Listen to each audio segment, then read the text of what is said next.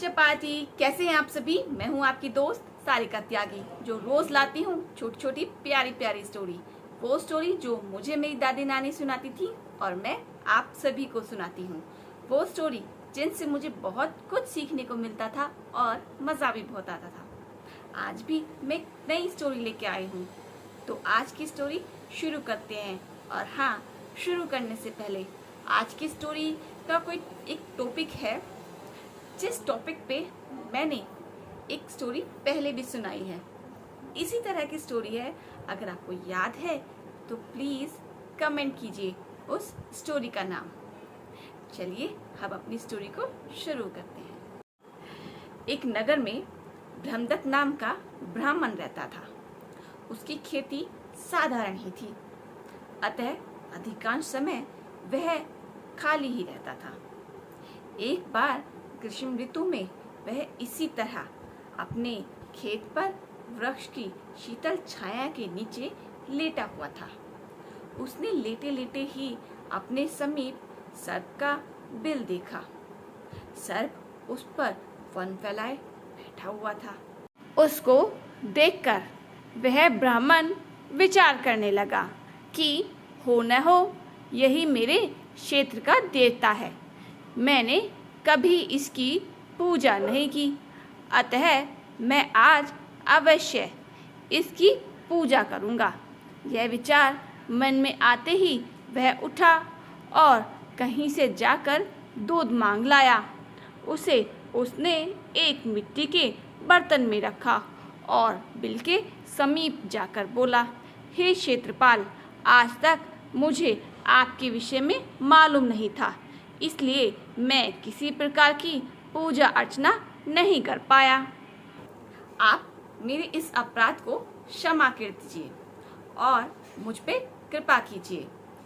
आप मुझे धन धान्य से समृद्ध कर दीजिए। इस प्रकार प्रार्थना करके ब्रह्मदत्त ने उस दूध के बर्तन को वहीं रख दिया और अपने घर लौट आया। अगले दिन प्रातः काल में वो अपने खेत पर आया।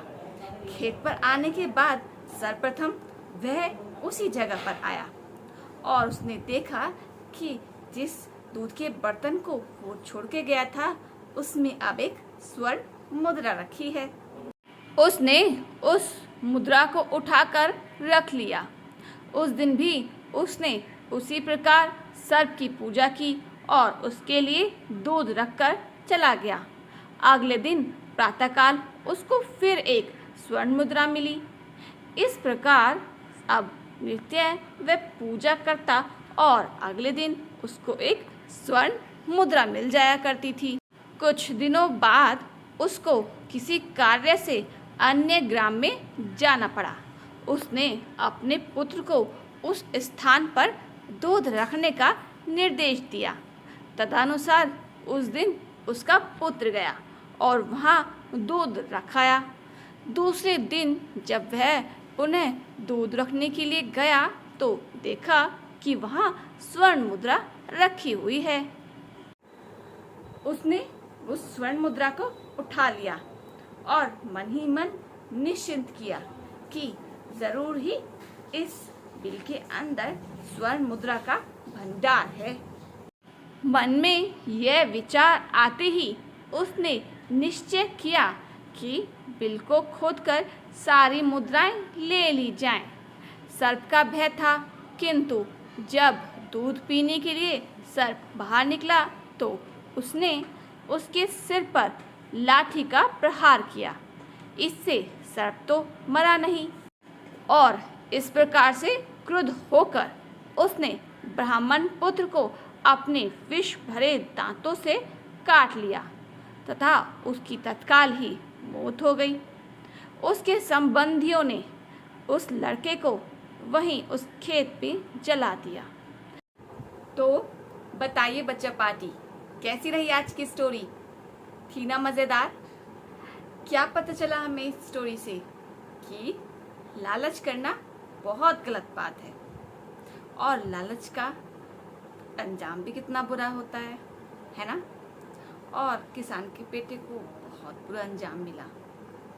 तो लालच मत कीजिए और जितना मिला है और जितना मिल रहा है उसमें सब्र कीजिए।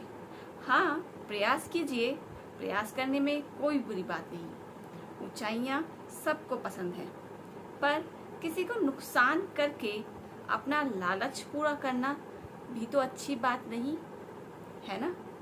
मेहनत करो, किसी को परेशान करके अपनी कुछ चीज़ अचीव करना सही बात नहीं है ना। तो हमारी कहानियाँ सुनते रहिए और हाँ, वो बात याद रखिए, कमेंट ज़रूर कीजिए अगर आपको याद है तो। कल फिर मिलेंगे एक नई स्टोरी के साथ। तब तक के लिए बाय बाय।